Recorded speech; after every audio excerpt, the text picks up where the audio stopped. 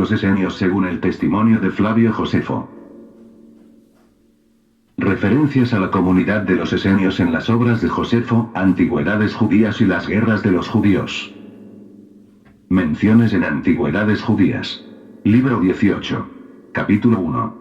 En esta época, durante la supremacía de Jonatán, 160-142 a.C., había tres partidos entre los judíos que sostenían distintas opiniones sobre los negocios humanos. Uno se llamaba el partido de los fariseos, el otro el de los saduceos, y el tercero el de los esenios. Los fariseos afirmaban que algunos sucesos, aunque no todos, son obra del hado, providencia, y por tanto el hombre no puede decidir que ocurran o no. El partido de los esenios, en cambio, sostiene que el hado domina todas las cosas y que todo cuanto sucede a los hombres es por decisión suya.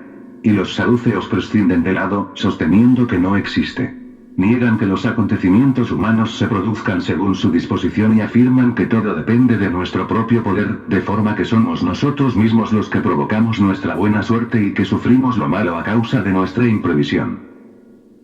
En general, la doctrina de los esenios lo refiere todo a Dios. Dicen que las almas son inmortales, y dan gran valor a la recompensa del justo. Envían ofrendas al templo, pero llevan a cabo sacrificios con peculiares ritos purificadores, y por ello se mantienen apartados de los recintos del santuario, que están abiertos a todos, y ofrendan por sí mismos los sacrificios. En otros aspectos son hombres excelentísimos por su modo de vida, y se dedican por completo a la agricultura. Una de sus prácticas despierta especialmente la admiración de los demás aspirantes a la virtud, puesto que ni entre los griegos o los extranjeros ha existido algo semejante. Es la suya una práctica muy antigua, que nunca se ha entorpecido, y es la de tener sus bienes en común. Y esta es una práctica que respetan más de 4000 hombres. Tampoco toman esposa ni admiten esclavos, pues consideran que la esclavitud provoca la injusticia, y el matrimonio es motivo de riñas. Por lo tanto viven solos, y se sirven los unos a los otros. Eligen hombres buenos como administradores de sus ingresos y de los productos de la tierra, y sacerdotes, para la elaboración del pan y de otros alimentos. Su forma de vida no se diferencia, o mejor dicho, está muy próxima a la de los dacios, llamados polistare, ciudadanos. Referencias en la obra de Josefo, Las guerras de los judíos. Libro 2. Capítulo 7. Entre los judíos había tres sectas filosóficas. Los secuaces de la primera son los fariseos, los de la segunda los saduceos, y los de la tercera, que tienen la reputación de una mayor santidad, reciben el nombre de esenios. Estos son judíos de nacimiento, y los unen lazos de afecto más fuertes que los de las otras sectas. Rechazan los placeres, estiman la continencia y consideran como una virtud el dominio de las pasiones. Permanecen célibes, y eligen los hijos de los demás, mientras son maleables y están a punto para la enseñanza, los aprecian como si fuesen propios y los instruyen en sus costumbres. No niegan la conveniencia del matrimonio ni pretenden acabar la generación humana, pero se guardan de la lujuria femenina, convencidos de que ninguna mujer es fiel a un solo hombre. Desprecian las riquezas, y su forma de vida en comunidad es extraordinaria. Entre ellos ninguno es más rico que otro, puesto que, de acuerdo con su ley, los que ingresan en la secta deben entregar su propiedad, a fin de que sea común a toda la orden, tanto que en ella no existe pobreza ni riqueza, sino que todo está mezclado como patrimonio de hermanos. Consideran que el aceite es contaminador. Si alguno de ellos lo toca, aunque sea accidentalmente, le frotan el cuerpo. Consideran conveniente el conservar la piel seca y vestir siempre de blanco.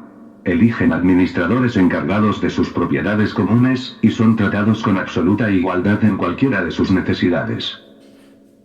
No viven en una sola ciudad, pero en cada una moran muchos de ellos.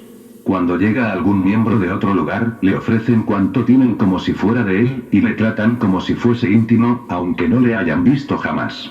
Por esta razón, cuando salen de viaje no llevan nada encima, excepto sus armas como defensa contra los ladrones. En cada ciudad hay un encargado de la orden para cuidar de los forasteros, y proporcionarles vestidos y todo lo necesario. Su circunspección y su porte corresponden al de jóvenes educados bajo rigurosa disciplina. No renuevan la ropa ni el calzado hasta que están rotos o desgastados por el uso. No compran ni venden nada entre ellos, pero cada uno da lo que otro pueda necesitar, recibiendo a cambio algo útil. Independientemente de los trueques, nada les impide aceptar de cualquiera aquello que puedan necesitar. Su piedad es extraordinaria. No hablan de cosas profanas antes de que el sol salga, sino que rezan ciertas oraciones recibidas de sus padres, para rogarle que aparezca. Después sus directores los despiden, para que cada uno se dedique a su labor, trabajando con ahínco hasta la hora quinta, después de la cual se reúnen en un lugar, y se bañan en agua fría cubiertos de velos blancos. Acabada la purificación, se recogen en unos aposentos donde no pueden entrar individuos de otra secta. Acto seguido, libres de toda contaminación, penetran en el comedor como si fuera un santo templo, y se sientan en silencio. Entonces el panadero dispone los panes y el cocinero les coloca delante un plato con una sola comida. Un sacerdote bendice la comida, porque sería una falta probar el alimento antes de haber dado gracias a Dios. El mismo sacerdote, una vez han comido, repite la oración de gracias. Tanto al principio como al final, honran a Dios como sostén de la vida. Luego se quitan los vestidos blancos y trabajan hasta la noche. Cenan de la misma forma, acompañados de los huéspedes, si los tienen. Ningún grito ni disputa perturba la casa. Todos hablan por turno. A los extraños este silencio puede parecerles un tremendo misterio, pero tiene su justificación en su templanza en el comer y el beber, en lo que nadie se excede. No hacen nada sin consentimiento de sus directores, excepto cuando se trata de ayudar al necesitado y compadecer a los afligidos. En estos casos, tienen permiso para proceder según su propia voluntad en socorro de los que lo merecen, y para dar de comer a los pobres. Pero en cambio no pueden dar nada a sus parientes o deudos sin licencia de sus jefes. Saben moderar su ira, y dominar sus pasiones. Son fieles y respetan la paz. Cumplen cuanto han dicho como si lo hubieran jurado, porque aseguran que está condenado quien no puede ser creído sin juramento.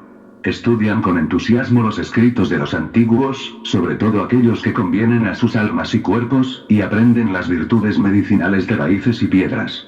A los que aspiran a entrar en la secta, no los admiten inmediatamente, sino que les prescriben su modo de vida durante un año, fuera de su comunidad, entregándoles una hachuela, una túnica y una vestidura blanca. Cuando el candidato ha dado pruebas de su continencia durante este tiempo, le dejan asociar más a su modo de vida, y participar de las aguas de la purificación, pero todavía no es admitido en sus prácticas de vida en común. Para ello necesita afirmar su carácter durante 2 años más. Y si previo examen se muestran dignos de ello, los acogen en el seno de la comunidad.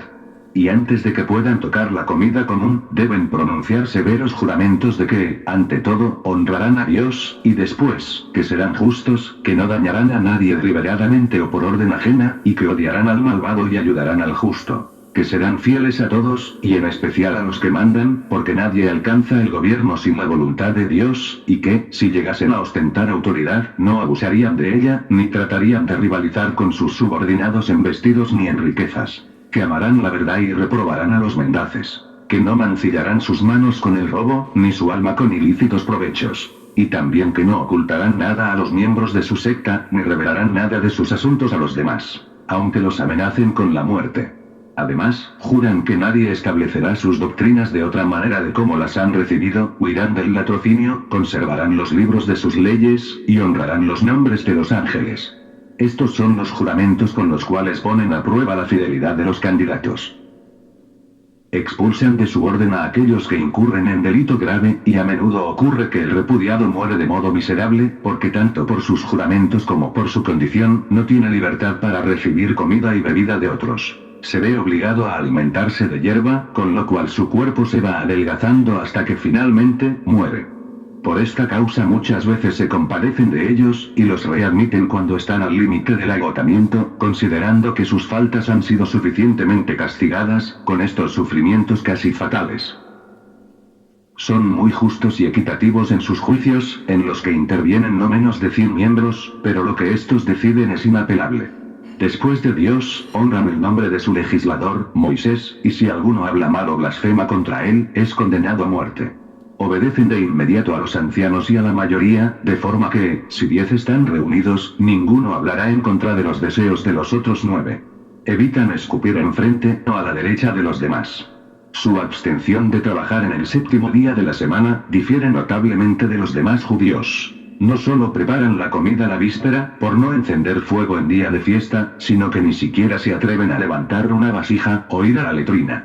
Los otros días, cavan una pequeña fosa de 1 pie de hondo, con la hachuela o azadilla, que se da a los neófitos, y se cubren con sus túnicas para no ofender al resplandor divino, al aligerar sus vientres. Después la cubren con la tierra que sacaron antes, pero todo ello después de haber elegido para tal fin, un lugar lo suficiente apartado. Y aunque la evacuación sea una función natural, acostumbran a lavarse después, como si considerasen que se habían mancillado. Según sea su tiempo de vida ascética, se dividen en 4 grupos, y los más nuevos son hasta tal punto considerados como inferiores, que si por casualidad tocan a algunos de los antiguos, estos deben lavarse igual que si hubiesen sido tocados por algún extranjero.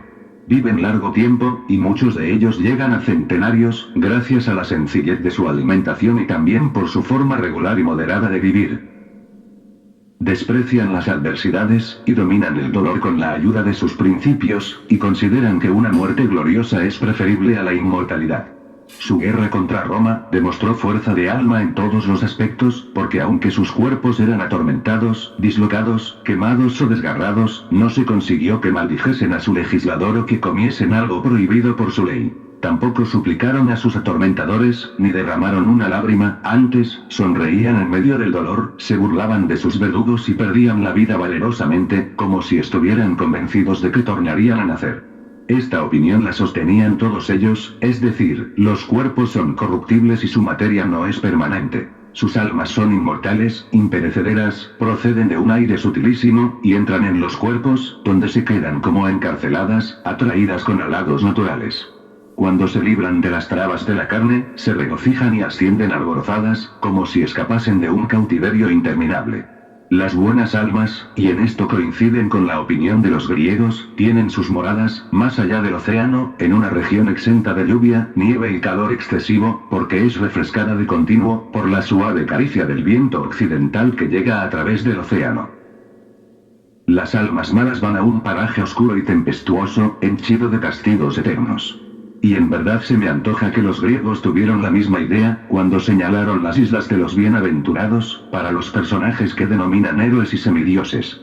Y a los malos, les han señalado el Hades, donde de acuerdo con sus fábulas, ciertas personas, tales como Sísifo, Tántalo, Ixión y Titio, reciben su castigo, teniendo por cierto en principio que las almas son inmortales.